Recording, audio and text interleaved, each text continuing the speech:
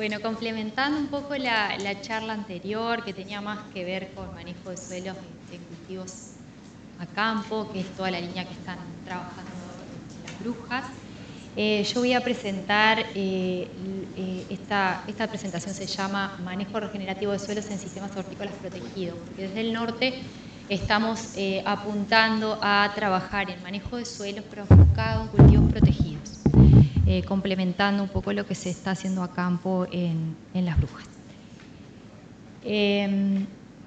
Antes de pasar a explicarles, también quería aclararles que es un proyecto, son proyectos muy nuevos, que también la idea es comentarles qué estamos haciendo, cuáles son las líneas y algunos resultados muy preliminares, que seguro en los próximos años vamos a tener mucha más información para compartir en estos temas. Voy a pasar muy rápido, esto es una introducción nada más. El rol crítico que tiene la materia orgánica en los ecosistemas no es discutible, cumple un montón de funciones, ahí yo puse algunas. Y lo que sucede en los sistemas productivos normalmente, en los sistemas hortícolas y bueno, en los sistemas agrícolas, es que hay menos entradas de carbono orgánico al sistema. Entradas me refiero a enmiendas, residuos vegetales, abonos verdes, en comparación con las salidas por mineralización y por erosión. Y eso genera un balance negativo, o sea, una pérdida de todo este valor que aporta la materia orgánica a todo el sistema. El sistema protegido además tiene algunas particularidades que todos conocemos. Es un uso muy intensivo del suelo, mucha intensidad de laboreo, una alta intensidad de laboreo y alta frecuencia, baja incorporación de residuos vegetales. Históricamente fue así, hoy eso está cambiando un poco, ya hay muchos productores que suelen incorporar los cultivos cuando terminan, incorporan el cultivo de morrón, incorporan el cultivo de tomate. Eso antes no se hacía, hoy por hoy eso está cambiando. Escasa rotación de cultivos, eso sí sigue siendo así, y también es muy escaso el tiempo para realizar cultivos intermedios como abonos verdes. El alto costo que tienen las estructuras, los invernáculos y cuánto pesa eso, es una limitante para que se utilice el invernáculo para otras cosas. Otra particularidad, el riego continuo, por goteo, riego continuo, siempre manteniendo una humedad del suelo bastante constante y mayor temperatura del suelo, sumado a una muy alta disponibilidad de nutrientes de forma continua también, que eso todo aumenta o es muy favorable a la mineralización de la materia orgánica y a acentuar estos balances negativos. Para compartir nada más algunas mediciones que hicimos en invernáculos, estos son ensayos que se hicieron en Las Brujas,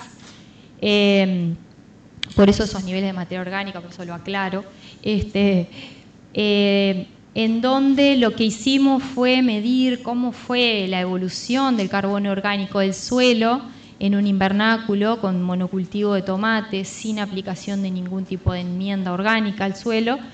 Los ensayos comenzaron en otoño de 2019 y partimos de un valor de 2,11% de carbono orgánico. Y después de 2 años, o casi después de 2 años, el nivel pasó a 1,43%. O sea, lo que vimos es que en 2 años, muy rápido, la degradación del suelo fue muy evidente. Acá se ve lo mismo en forma etográfica, digamos, la caída en el carbono orgánico del suelo durante el monocultivo de tomate. Era un suelo que rompimos, y lo digo a propósito, rompimos para hacer el invernáculo. Era un suelo que venía de producción animal, ¿tá? Entonces pasó esto, ¿no? Se vino a pique.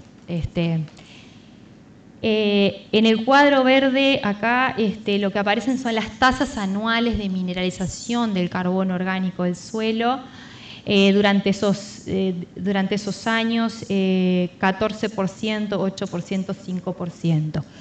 Estos valores al principio fueron muy altos, exagerados, porque venía de producción ovina, nosotros asumimos que es por eso, con mucha materia orgánica fácilmente degradable. Después se fue estabilizando, pero igual las tasas de mineralizaciones anuales son muy superiores a las citadas para cultivos hortícolas a campo. Y asociamos a las condiciones muy predisponentes para esto en los sistemas protegidos. Entonces, partiendo de este problema, es que se plantea a partir del año pasado este nuevo proyecto que se está desarrollando en Salto Grande, que tiene como objetivo estudiar prácticas de manejo regenerativo en suelos bajo invernáculo. Esto incluye aplicación de enmiendas orgánicas de distinto tipo, ahora les voy a contar, y reducción gradual del laboreo. La idea es aportar alternativas que contribuyan a rediseñar estos sistemas y que se apoyen más en procesos biológicos y cada vez menos en agroquímicos. El proyecto tiene como dos ejes centrales, un eje que es lo que aparece en este primer cuadro, que son jardines en donde vamos a evaluar, donde estamos ya evaluando abonos verdes de verano, porque esto está pensado para la zona norte, y otras enmiendas orgánicas disponibles. El objetivo de este jardín es identificar las que tienen mayor potencial para mantener los niveles de materia orgánica y mejorar indicadores de salud del suelo, evitando desbalances nutricionales y efectos negativos sobre los cultivos, ¿no? Es un tema que nos importa mucho, digamos, que las enmiendas orgánicas que apliquemos no generen ningún problema en el cultivo. Y en este caso, el objetivo es analizar cada material por separado y identificar cuáles enmiendas son más plausibles de ser o son más apropiadas para complementarse entre ellas para generar mejores resultados. Y de forma paralela se van a estar llevando a cabo ensayos de evaluación de manejos de suelo, y con manejo de suelo me refiero a la combinación de distintas enmiendas con el enterrado del cultivo anterior, con la reducción gradual del laboreo y con el uso de bioles, comparado con un manejo sin enmiendas y con laboreo tradicional. Estos ensayos empiezan este año, estamos preparando todo, y el cultivo que va a ir en este ensayo recién se va a trasplantar en marzo, o sea que estamos recién comenzando. En este componente vamos a evaluar manejos, no vamos a analizar enmiendas, sino combinaciones de cosas. Y cómo lo vamos a evaluar a través de medición de indicadores de salud de suelo, de performance del cultivo, cómo se comporta el cultivo posterior y también costos de producción. Sobre los jardines, comentarles un poco los tipos de enmienda que estamos analizando. Las tenemos divididas en estos tres tipos: los abonos verdes movilizados, que son los abonos verdes que se producen fuera del invernáculo y se llevan al interior y se incorporan al suelo. El año pasado estaba un pasto elefante que se produjo a campo y se ingresó al invernáculo, y en 2024 estamos usando fardos de maíz. Y el tercer grupo es el grupo de los compost, estiércoles y otros materiales que le llamamos, porque han aparecido como una diversidad muy grande de materiales de origen vegetal y animal que pueden ser interesantes para usar en estos sistemas. El año pasado evaluamos pellet de canola, cama y corral, los compost peleteados de tres empresas, y cáscara de arroz, y en 2024 se agregó el pellet de soja, el pellet de lana y los compost de bioter. Bueno, esta es una foto del ensayo de jardín de este año, del jardín de abonos verdes de este año. Tenemos 16 parcelas con distintas especies. Lo que estamos buscando con los abonos verdes es aquellos que produzcan la mayor cantidad de materia seca en el menor tiempo posible, que sean rápidos, es una prioridad. porque es la única manera que esto puede ser viable en los sistemas protegidos, y sabemos que en algunas rotaciones no llega a entrar, ¿no? Cuando se hacen 2 ciclos de tomate por año es muy difícil que esto entre en la rotación. Pero de repente sí en un ciclo largo, entonces bueno, lo estamos evaluando. Y estamos evaluando este año también algunas mezclas de distintas especies. Algunos datos del año pasado para compartir, ya les digo, son datos preliminares, pero bueno, para mostrarles un poco lo que nos ha dado. Estas son las especies que usamos de abonos verdes el año pasado. Estas son las densidades de siembras. Les va a llamar la atención que fueron muy altas las densidades. Y la idea también, nosotros queremos producir mucha materia seca en poco tiempo, por eso estamos usando densidades de plantación muy altas también, para favorecer ese proceso. En este cuadro se resume la información de la producción de materia seca. Esto fue medido a los 49 días desde la siembra. Este año vamos a tener 2 evaluaciones en vez de una, esto ya lo modificamos. Una a los 30 días para tener una producción bien precoz y después otra a los 45. Y bueno, y ahí se resume un poco la información de producción de materia fresca, de producción de materia seca y de la calidad de los abonos verdes.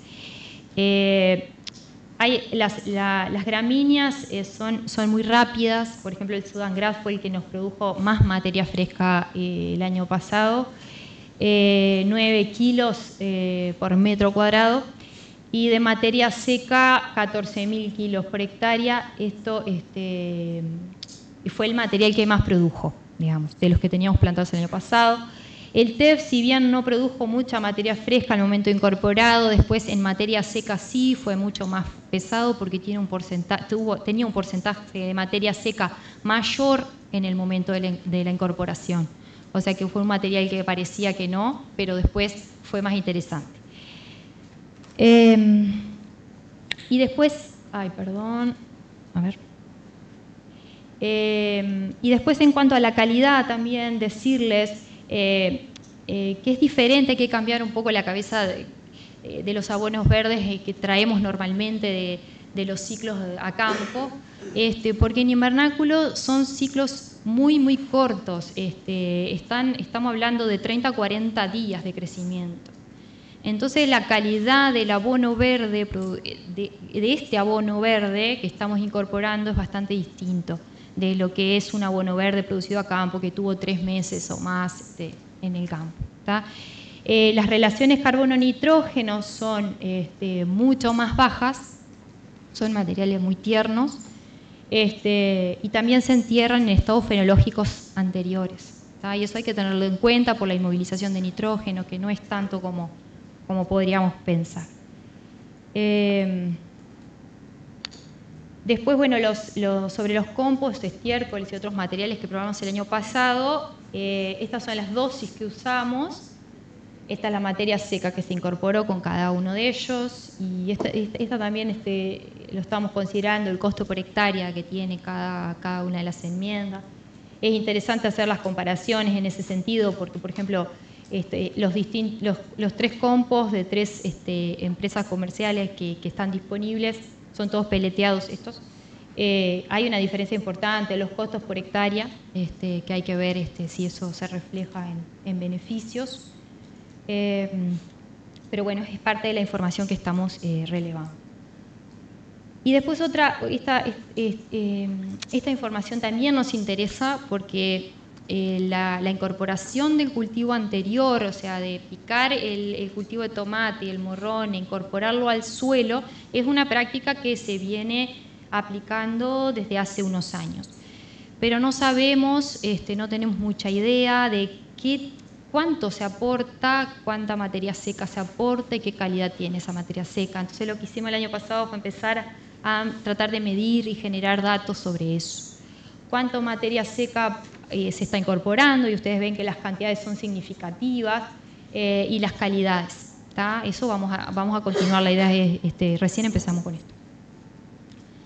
Y para contarles solamente algunos de los indicadores que estamos usando para para evaluar estas distintas enmiendas.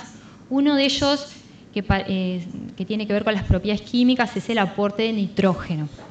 Y para eso lo que hicimos el año pasado fueron incubaciones aerobias en condiciones controladas para medir el aporte de nitrógeno o la inmovilización de nitrógeno que realizaban las distintas enmiendas. Y ahí, en esa gráfica, se presentan los datos para estas 3 enmiendas: abono de corral, pellet de canola y Sudan Grass. Las barras por encima del 0 indican que hubo aporte de nitrógeno de la enmienda al sistema, porque esto está hecho con relación al testigo. Entonces, cuando la barra está por encima de 0, quiere decir que hubo una mineralización neta de nitrógeno, aportó nitrógeno, y cuando la barra queda por debajo de 0, quiere decir que inmovilizó nitrógeno del sistema. Entonces ahí ven que las distintas enmiendas tienen un comportamiento bien distinto. El pellet de canola, por ejemplo, tiene un aporte neto de nitrógeno durante los 55 días que duró la incubación. Y lo notábamos en el campo. Y después el abono de corral tuvo un aporte al principio, pero después ya no. Y el Sudan Grass prácticamente en esos 55 días por lo menos no tenía prácticamente aporte y en algunos momentos inmovilizaba. ¿Tá? Después otro indicador, uno de propiedades, relacionado a las propiedades físicas del suelo, es la compactación. En esa gráfica aparece la información de, esto se interpreta así, en este eje está la profundidad del suelo y acá el grado de compactación. Entonces, cuanto más hacia acá, quiere decir que está más compactado a la misma profundidad del suelo. En este caso, el pellet de canola había aportado mucho nitrógeno, pero no actuó demasiado en reducir la compactación del suelo, o sea que en términos físicos no es tan valioso. Eso es el resumen, ¿no? Mientras que estos otros, por ejemplo el TEF y el poroto con la cáscara de arroz, nos dejaron un suelo en los primeros 15 centímetros bien mullido, digamos, de alguna forma, muy poco compactado. Tienen desde el punto de vista físico mucho más valor. Acá quedó un errorcito, pero en cuanto al rendimiento del cultivo, porque después de estas enmiendas nosotros hicimos cultivo de morrón en ese invernáculo, ¿no? Entonces, si bien era un jardín, y bueno, pero nos interesaba siempre saber el rendimiento, o sea, cómo impacta esto en el rendimiento, y por eso lo medimos. Y ahí aparece el rendimiento de morrón en kilos por metro cuadrado en las distintas, en algunas de las parcelas. Y ustedes van a ver que la que nos rindió más fue el pellet de canola, que fue la parcela que fue la enmienda, perdón, que hacía ese aporte de nitrógeno constante durante todo el ciclo, por lo menos durante los primeros 60 días. Y eso después nosotros, esa información la corroboramos con la extracción de solución de suelo que hacíamos de forma continua durante todo el ciclo del morrón. Y en eso también vimos, en el caso del pellet de canola, muy altas concentraciones de nitrato en el suelo, en la solución del suelo, en los primeros 60 días, coincidiendo casi perfecto con lo que nos daban las incubaciones. Mientras que las otras enmiendas, la concentración de nitrato era mucho menor. Y no solo de nitrato, también pasaba con el calcio, por ejemplo. O sea que el pellet es aporta nutrientes, y esa es como la ventaja o lo que tuvo el plus para que el cultivo pudiera alcanzar mayor rendimiento, porque todas las parcelas fueron fertilizadas de la misma manera. Y nada, para finalizar, es importante caracterizar las fuentes de materia orgánica disponibles. Conocerlas nos da información de cómo las podemos usar de la mejor manera. Y que complementar distintas orgánicas con distintas fortalezas parece clave. Hay una gran diversidad que tenemos que poder aprovechar. para avanzar en las mejores soluciones para estos sistemas productivos que son muy exigentes, que nos permitan mejorar la salud del suelo y también la performance del cultivo. Bueno, eso es todo. Muchas gracias.